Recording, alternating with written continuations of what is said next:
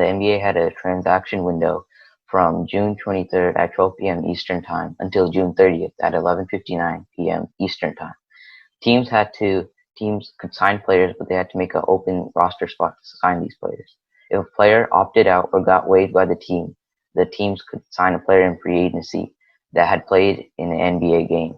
So these are the players that opted out, whether it's due to injury, COVID reasons, or just other personal reasons. From the Brooklyn Nets, DeAndre Jordan, Wilson Chandler, Nicholas Claxton, Kyrie Irving, and Kevin Durant are all sitting out for the rest of the season. For the Dallas Mavericks, Dwight Powell, Willie Cauley-Stein, Courtney Lee, and Jalen Brunson are all out for the season. For the Houston Rockets, Thabo Sefolosha opted out, and newly signed Rocket David Nwaba will be also sitting out. For Indiana, Jeremy Lamb will be out for the season, and Victor Oladipo is still undecided about coming back to play. For the LA Clippers, Lou Williams is still undecided about if he's going to go to Orlando to play as well. And for the LA Lakers, Avery Bradley is sitting out with Dwight Howard still undecided. For the Memphis Grizzlies, Grayson Allen will be sitting out.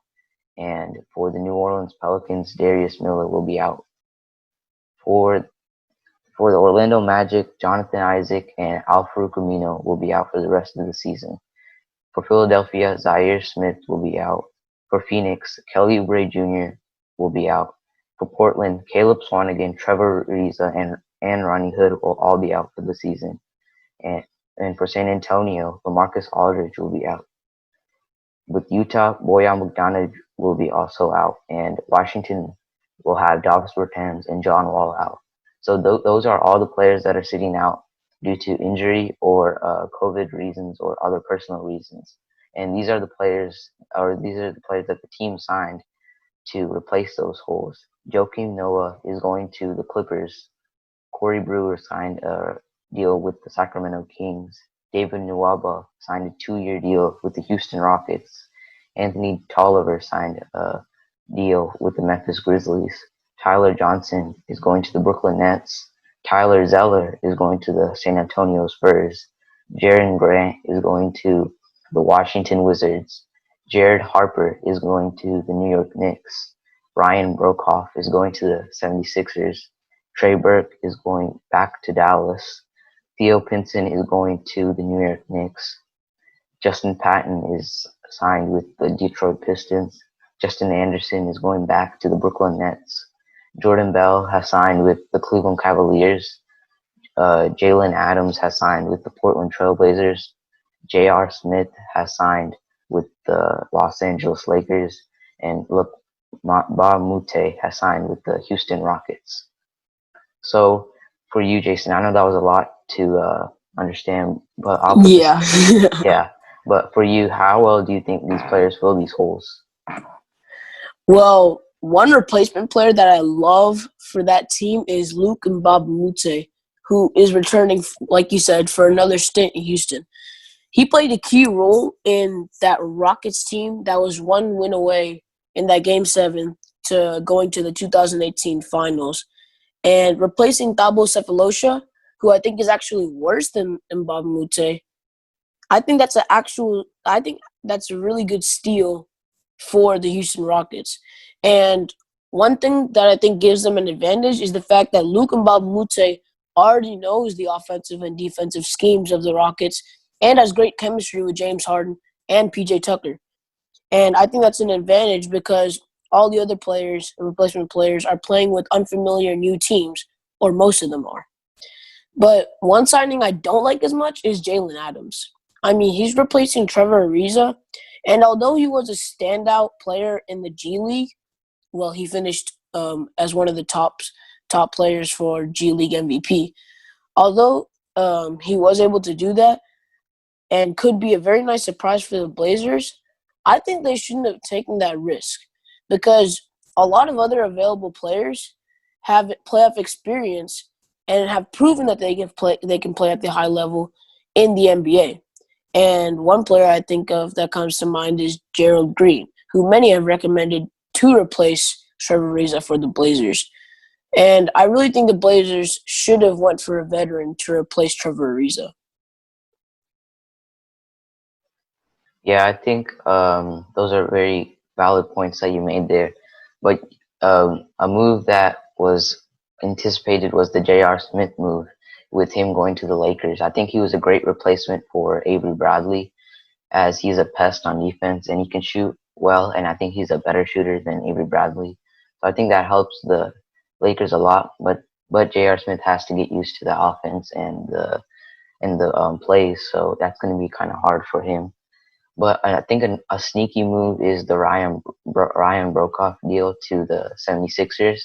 This gives the 76ers more floor facing and helps them stretch the floor because he is a laser 3-point shooter and he's almost 40% from three. So that helps. Now they have two really good shooters in Furkan Korkmaz and Ryan Brokoff.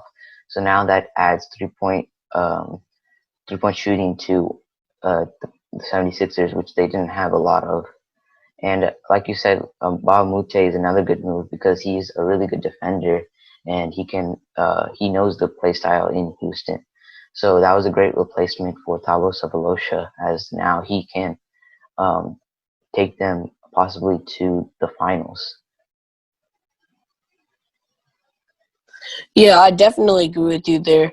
And I think Ryan Borkoff is a great signing for the Sixers, as you said, but not only because of the floor spacing, but because I think they need another piece in the second unit to bring their second bench scoring up. I mean, last year they didn't do so well. This past season they've gotten better in second unit scoring, but I still think they need that final piece to really get serious in the playoffs. But knowing the Sixers and how Joel Embiid and Ben Simmons coexist, it'll probably be interesting to see how well they do in the playoffs.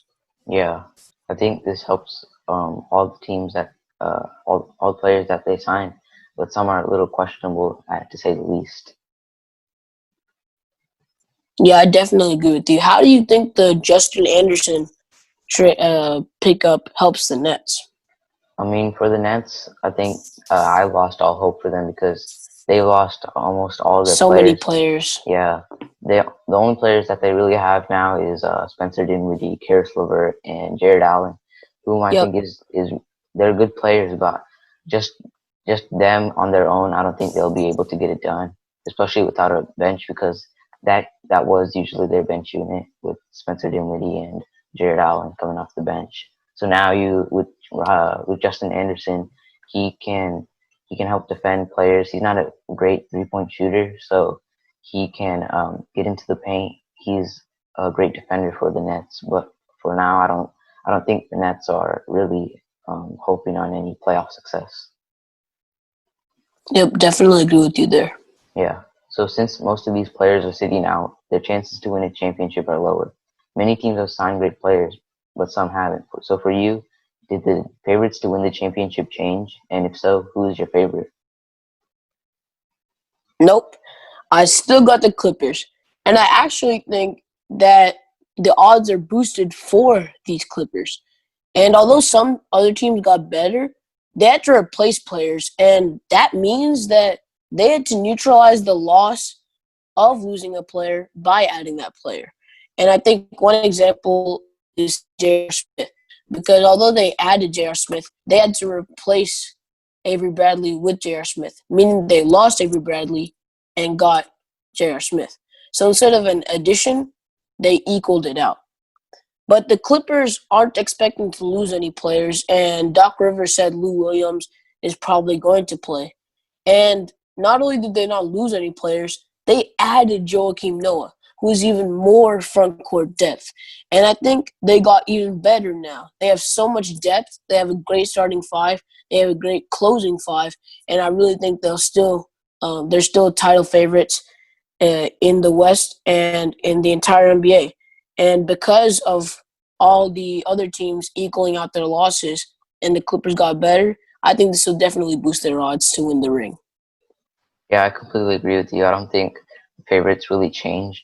I mean, the Lakers are still good and they can win the championship, but with the loss of Avery Bradley, that hurts them a lot because now J.R. Smith has to learn the offense and has to learn all these plays, and he hasn't played in about 2 years, so he has to get used to that, and it's going to take time for the Lakers. But for the Clippers, they no players have opted out yet, but Lou Williams is still undecided. Like you said, Doc Rivers said he is probably going to Orlando.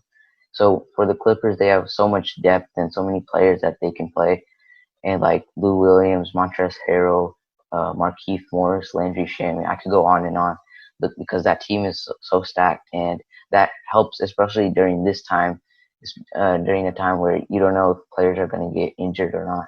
And if players do on the Clippers, they have backups that can help and play those roles that other players had played. So I think that helps the Clippers a lot. And with the loss of Avery Bradley to the Lakers, I think that just boosts their chances to win a championship this year. Yep, definitely agree with you on that. But I have one question. Do you think the Milwaukee Bucks, should have done anything? Because they didn't make any roster moves, and I think they could have definitely used the help of at least one of these free agents. I mean, I don't think they really needed to sign anyone because they had a lot of veteran presence in Kyle Korver, and who has had playoff experience before, and Wesley Matthews. They have veteran guys and they have a group of young guys. So I don't think they needed to really sign anyone because you look at other teams that are like top on the top stand of the standings, like the Raptors or the Lakers or the Clippers. The only reason the Lakers signed someone is because they lost Avery Bradley. And for these top teams, I think they're not looking to sign anyone because they want to get into the playoffs and try to win as much as they can because it's going to take time for these newer players to learn these plays. Like I said, so for teams like the Bucks, I think they should have they did the right thing by not signing anyone because now they don't have to teach anyone and they can just move on and just go to the Orlando and play. Well, I do understand your point there, but I think I should disagree because when you look at them, Eric Bledsoe has had a history of not of underperforming in the playoffs, and George Hill is not someone that they're going to look to if they want to have that second playmaker, and I think that's what they need. I think they should have signed a playmaking guard because they need more of that playmaking behind Giannis Antetokounmpo because he's usually the one who gets everything started. He runs the offense, drive and kick. That's basically their offense. Yeah. But I think they could have used a second playmaker that they lost in Malcolm Brogdon in free agency last summer. I think they definitely could have signed that playmaking guard, and without that, I think I think they have at least could have done something, and I think that might be a problem for them.